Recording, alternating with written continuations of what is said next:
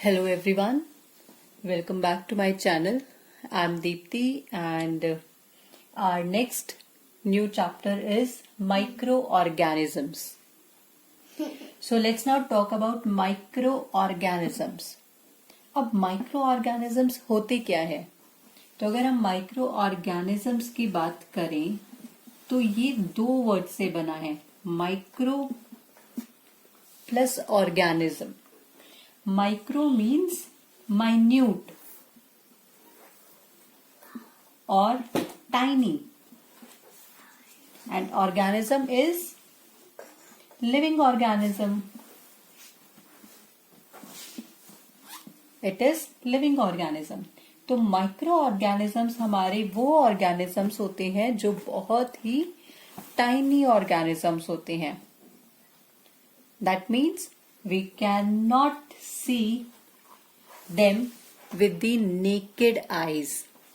They are only visible with the help of microscope.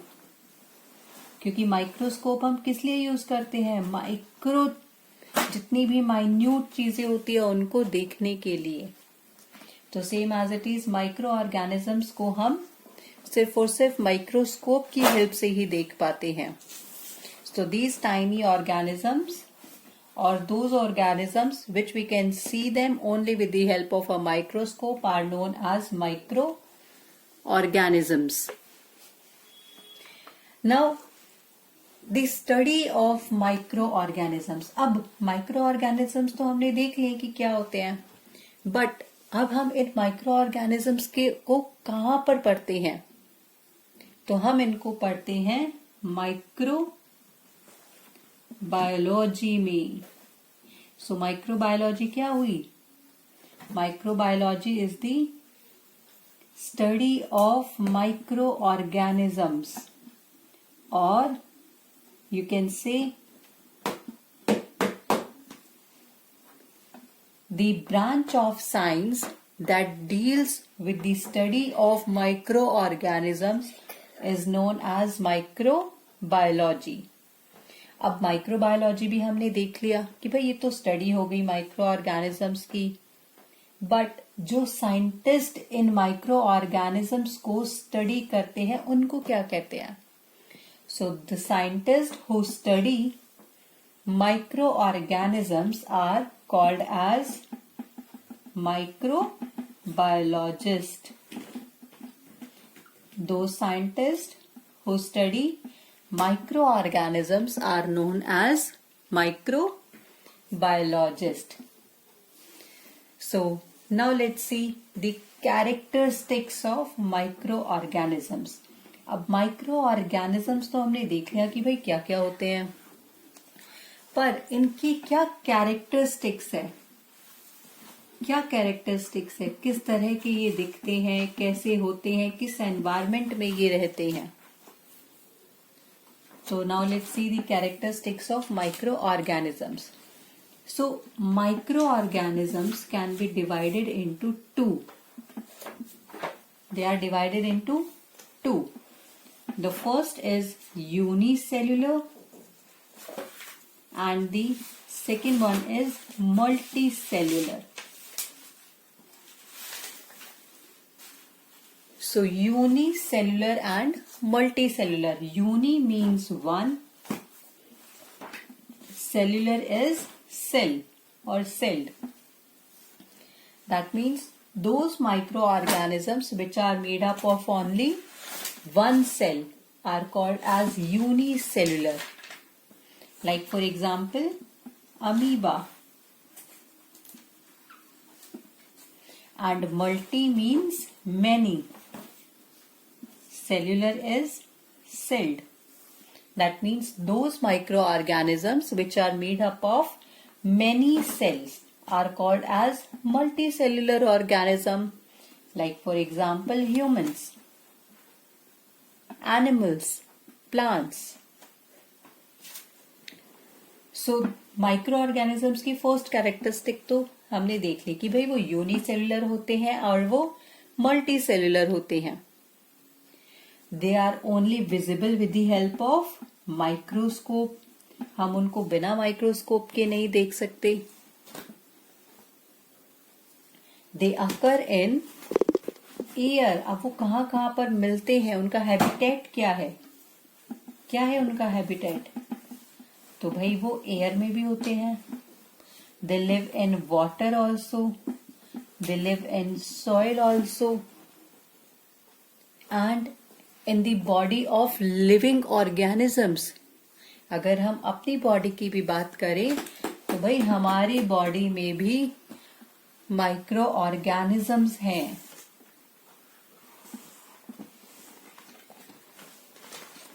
और कहाँ मिलते हैं? एक्सट्रीम कंडीशंस में भी वो एग्जिस्ट करते हैं। एक्सट्रीम कंडीशंस मतलब जहां पर बहुत ज्यादा हाई टेम्परेचर होता है, बहुत ज्यादा high temperature, that means 100 degree पर भी हमारे माइक्रो ऑर्गेनिज्म सरवाइव करते हैं।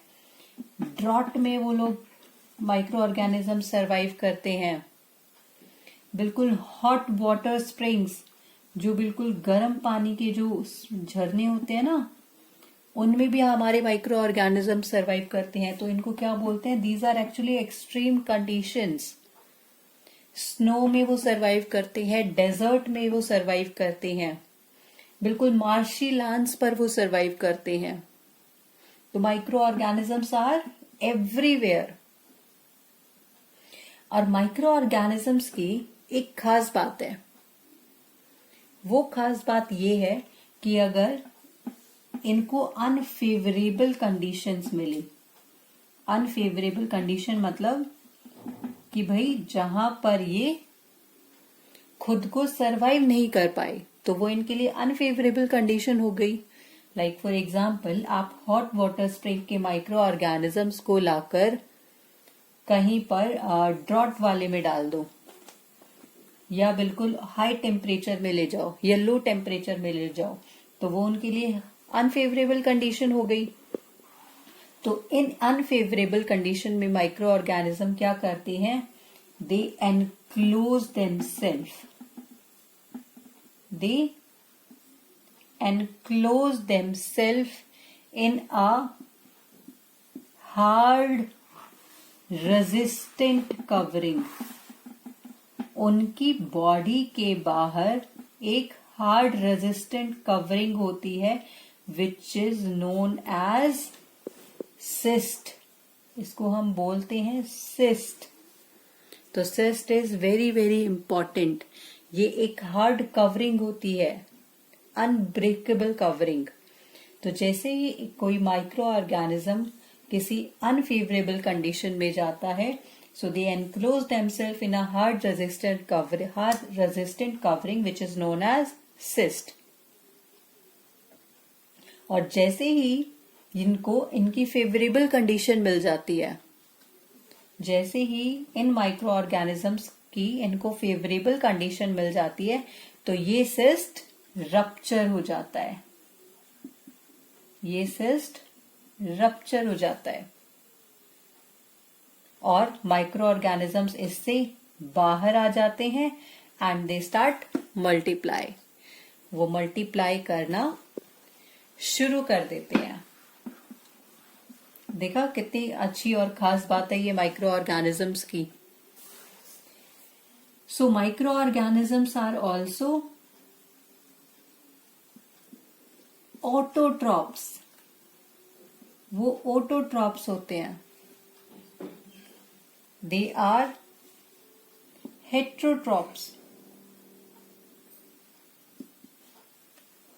अब autotrophs क्या होते हैं? That means they make their own food. Heterotrophs means they depend on others for their food, for their nutrition. और होते हैं ये saprotrophs. That means they feed on dead and decaying matter. और ये होते हैं parasitic. That means they need a host organism for their survival. कुछ micro organisms हमारे लिए भी हेल्पफुल होते हैं। ये हेल्पफुल कैसे होते हैं? ये हमें हमारे साथ एग्रीकल्चर में हेल्प करते हैं। So these are all the characteristics of microorganism. Now let's see the discovery of microorganism. कि भाई microorganisms को किसने डिस्कवर किया? किसने डिस्कवर किया भाई माइक्रोऑर्गेनिजम्स को? तो माइक्रोऑर्गेनिजम्स को डिस्कवर करने वाले थे हमारे साइंटिस्ट एंटन वॉन ल्यूवेनहॉक.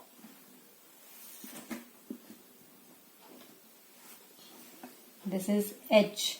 ओके, तो एंटन वॉन ल्यूवेनहॉक थे हमारे साइंटिस्ट जिन्होंने डिस्कवर किया था किसको? माइक्रो ऑर्गेनिजम्स को.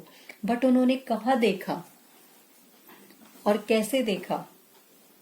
तो उन्होंने रेन वाटर में कुछ स्मॉल लिविंग क्रीचर्स देखी थी रेन वाटर के अंदर, जिनको उन्होंने माइक्रोस्कोप के जब नीचे देखा माइक्रोस्कोप के अंदर, तब उन्होंने देखा कि भाई ये तो माइक्रो ऑर्गेनिजम्स हैं, कुछ स्मॉल टाइनी लिविंग ऑर्गेनिजम्स, इसलिए इनका नाम रखा गया था माइक्रो ऑर्गेनिज्म. अब हमारे पास एक और साइंटिस्ट है जिनका की नाम है लुइस पास्चर. तो लुइस पास्चर है हमारे father of bacteriology. That means the study of bacteria. और बैक्टीरिया की स्टडी करने वाले थे हमारे लुइस पास्चर. क्योंकि बैक्टीरिया क्या है? Bacteria is a micro organism. So अभी मैं आपको एक इंटरेस्टिंग सी चीज बताती हूँ अबाउट माइक्रो ऑर्गेनिजम्स. तो कुछ माइक्रो ऑर्गेनिजम्स हमारे इंटेस्टाइन में रहते हैं. They live in intestine of men and some animals. तो एक्चुअली इन माइक्रो ऑर्गेनिजम्स को हम बोलते हैं, अगर हम माइक्रो ऑर्गेनिजम्स की बात करें तो उसमें है जो बैक्टीरिया जो इंटेस्टाइन में रहते हैं हमारी, ऐसे बैक्टीरिया को बोलते हैं commensal bacteria. They are known as commensal bacteria. ये बैक्टीरिया बेसिकली करते क्या है? ये सिंथेसाइज करते हैं कुछ बी कॉम्प्लेक्स वाइटामिन को, बी कॉम्प्लेक्स वाइटामिन्स को, जो कि हेल्प करते हैं फूड को एब्जॉर्ब करने में, help in absorption of food. So देखा कि कुछ बैक्टीरिया हमारे इंटेस्टाइन में भी रहते हैं which are known as commensal bacteria, जो कि सिंथेसाइज करते हैं बी कॉम्प्लेक्स वाइटामिन्स को and they help in absorption of food को एब्जॉर्ब करने में. तो ये तो हुई एक इंटरेस्टिंग सी बात about micro organism. But in micro organisms के कुछ ग्रुप्स भी हैं. So let's now study about those major groups of microorganisms. Basically, microorganisms are divided into 5. Like the first one is bacteria. Major groups में हमारा पहला आता है bacteria. Then we have fungi. Then algae. Protozoa and viruses. So अभी हम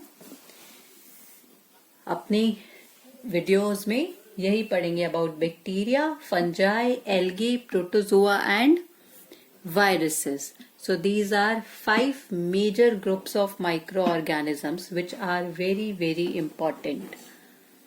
So thank you so much all of you. I hope you like this video and do share it with your friends and classmates.